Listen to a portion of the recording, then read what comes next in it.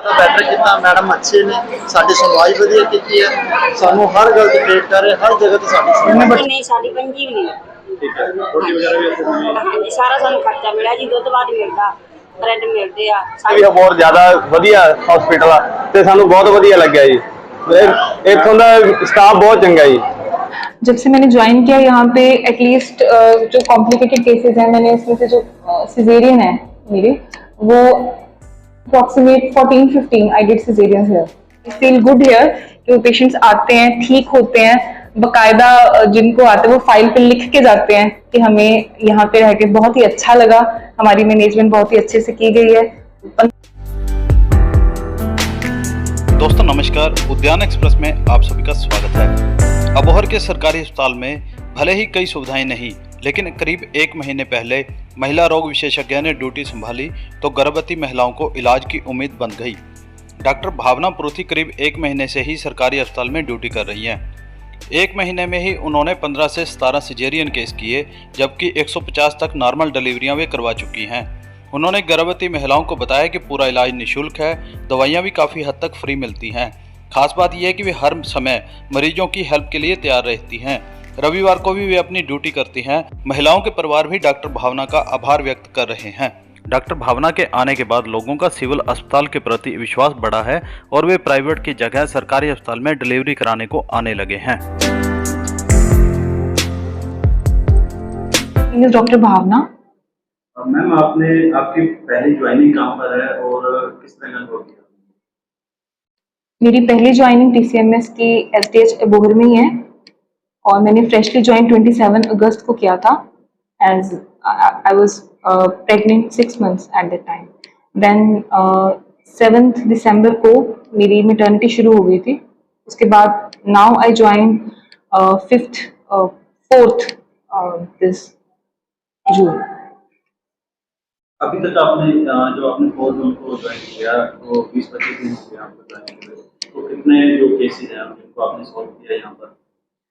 जब से मैंने ज्वाइन किया यहाँ पे एटलीस्ट जो कॉम्प्लिकेटेड केसेस हैं मैंने इसमें से जो सिजेरियन है मेरे वो approximate 14-15 I did caesarean here and it is free of cost.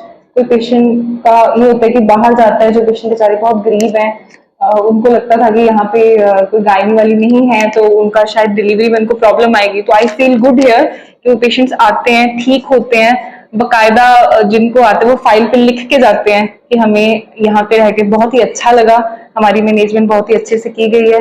15 अभी तक मैंने सिजेरियंस किए और बाकी नॉर्मल डिलीवरीज कुछ कॉम्प्लिकेटेड केसेस आते हैं तो वो सारे एक मेरी निगरानी में हो रहे हैं। यहाँ पे कम से कम 150 डिलीवरीज अब तक नॉर्मल हो चुकी हैं। कोई ऐसा केस जो काफी कॉम्प्लिकेटेड था और आपको आते ही उसको देखना पड़ा? नॉर्मल डिलीवरी में मैं बताऊं तो एक हेमेटोमा का ही केस था। आई रिमेम्बर जब एक पेशेंट सिक्तो से आई थिंक रेफर होके आए थे, नॉर्मल डिलीवरी थी तो बहुत ही पेल थी पेशेंट। तो मैंने सौ तो पूरा विजाइनल वॉल्ट हेमेटोमा था भरा हुआ। तो शुरू में तो मुझे ऐसा लगा जैसे हेड ही आ रहा है, वो एकदम से वो बिल्कुल हेमेटोमा था। संडे का डे था। मैंने ओटी स्टाफ को बुलाने की कोशिश की कि वो आए, उन्होंने कहा हम आ रहे हैं, बट उनको आते आते भी मुझे पता था कम से कम आधा पौना घंटा शायद लगे क्योंकि हमने इंस्ट्रूमेंट सेट करने होते हैं। हमारा स्टाफ आके सारी कोई पूरा अपने आप को अरेंज करेंगे, बेडिंग वगैरह लगाएंगे। लेकिन मुझे ऐसा लगा पेशेंट को देख के कि शायद देखने में ही वो पेशेंट बहुत पेल थी। तो क्रिटिकली हमने हेमेटोमा ड्रेन किया, पूरा उसका जो बहुत इन्फेक्शन थी ऊपर तक उसके स्टिचेस लगे थे पूरा हमने करके। And she was 2 gram only HB उनको 4 ब्लड लगे थे, 4 FFP लगे थे। वो पेशेंट बिल्कुल ठीक थी और कम से कम 2.5 घंटे उनको यहीं पे लेबर रूम में मैंने अपने को असिस्टेंट के साथ उनको यहीं पे डील किया था without OT। And I remember that case जो मैंने आते किया था। नहीं देखिए ऐसा कुछ नहीं है कि सिविल हॉस्पिटल में कोई खर्चा आता है, क्योंकि एंटीनेटल की तो जो पर्ची भी है यहाँ पे वो भी फ्री होती है, उसका भी कोई चार्जेस नहीं होता। कोई ऐसा हो सकता है क्रिटिकल केसेस में जैसे कई बार ब्लीडिंग ज्यादा हो जाती है, अब तो सारी दवाइयां हमें अंदर से अवेल होती हैं, बट कुछ कई बार ऐसा होता है कि एक आधी दवाई हमें बाहर से पेशेंट की जान बचाने के लिए मंगवानी पड़ भी सकती है। तो हम पेशेंट को यही कहते हैं कि थोड़ा बहुत जैसे अगर लगे, अगर वो भी हम ये कोशिश करते हैं कि अंदर से अवेल हो, बट फिर भी हम प्रिपेयर रखते हैं कि अगर आपको कोई दवाई लेनी पड़ जाए 2-3 तो वो ले सकें, ज्यादा नहीं होता कुछ। जब भी सिजेरियन की बात आती है तो पेशेंट जो होता है आमतौर पर लोग ये कहते हैं कि सिजेरियन शब्द आते हैं तो लोगों को लगने लगता है कि अब खर्चा आ गया। जी। तो क्या सिविल हॉस्पिटल में खर्चा लिया जाता है उसके बारे में, क्योंकि बाहर जाते हो तो बहुत पैसा खर्च होता है। नहीं, देखिए ऐसा कुछ भी नहीं है। सरकारी अस्पताल है, यहाँ पे सिजेरियंस हैं, नॉर्मल डिलीवरीज हैं। सिजेरियंस का ऐसा कुछ भी नहीं है कि उनसे खर्चा लिया जाता है, खर्चा वो देंगे। बस यही है कि जो थोड़ी बहुत दवाइयां लगेंगी उनका वो स्पेंड कर सकते हैं। वो भी उनको पहले समझा दिया जाता है कि देखिए आपका सब कुछ निःशुल्क है, लेकिन ऐसा हो सकता है कि पेशेंट को ब्लीडिंग है, कुछ हमें अगर उनको टैबलेट फॉर्म में मीजो या कुछ इस तरह की दवाइयां जो ऊपर से उस टाइम पे अवेलेबल नहीं हो पा रही है, वो भी इसलिए कि कई बार रेगुलरिटी ज्यादा सिजेरियंस हो रहे हैं, तो उस टाइम पे कई बार दवाइयां खत्म हो जाती हैं, तो कई बार हमें मंगवानी पड़ जाती है। इसके अलावा ऐसा कुछ नहीं है कि बाहर वो पेशेंट 30,000 दे रहा है, इतना महंगे महंगे में वो ऑपरेट करवा रहे हैं। तो मेरी यही सलाह है कि सेम ट्रीटमेंट उनको सरकारी मिला जाएगा पर फ्री ऑफ कॉस्ट दिया जाएगा। ऐसा कुछ नहीं है। रोजाना कितने मरीज देखते हैं? रोजाना मेरी ओपीडी एटलीस्ट कम से कम भी मैं कहूँ तो 60 के अराउंड होती है, और ज्यादा से ज्यादा 1 से कई बार तो मेरी 110 तक भी पहुंच जाती है। लाइक 90 to 100 की मेरी ओपीडी डेली होती ही होती है। सबसे ज्यादा हैवी रश मंडे को ही मैं फील करती हूँ, 100 अबव हो जाती है मेरी ओपीडी। डिलीवरी के बाद लेडीज को किस टाइप का रिस्क रहता है, कितने दिन तक उनको अपना प्रिक्योर रखना पड़ता है कि वो सेफ रहें, हेल्दी रहें, उनका बच्चा भी? देखिए डिलीवरी के बाद जो सबसे क्रूशियल घंटे होते हैं वो हमारे 48 आवर्स होते हैं, जब हमें लगता है कि पेशेंट जो एक गायनेक का एक नाइटमेयर होता है कि कहीं पीपीएच के साथ पेशेंट प्रेजेंट ना करे। इट्स लाइक पोस्टपार्टम हेमरेज, कि पेशेंट को कहीं ब्लीडिंग ना हो थोड़ी बहुत भी, तो हम उसको बहुत ही ध्यानपूर्वक बताते हैं कि कोशिश करते हैं कि आप 2 दिन हमारी निगरानी में ही रहें, चाहे वो सिजेरियन है चाहे वो नॉर्मल है। तो कोई भी मोड ऑफ डिलीवरी है, but 48 hours are very very crucial. तो हम उसे कहते हैं आप सैनिटरी पैड्स लगाइए। जितना नॉर्मल मेंस्ट्रुअल साइकिल में ब्लीडिंग आपको होती थी, हर बंदे की बॉडी नॉर्मल है, उतनी ही नॉर्मल है। अगर आपको ये क्लॉट्स फील होते हैं, कुछ होता है, तो प्लीज उसी टाइम पे आप भी हमें बताइए, और हम भी जैसे 2 ऑरली होता है या हम लोग भी एक बार चेकिंग करते रहते हैं कि कोई पेशेंट को ज्यादा ब्लीड ना हो, पेशेंट का बीपी नॉर्मल है, वाइटल्स नॉर्मल है, पेशेंट के सारे, बेबी को फीड दे रहे हैं। वो 2 दिन बड़े क्रूशियल होते हैं। उसके बाद फिर भी हम लोग सेटलमेंट के लिए।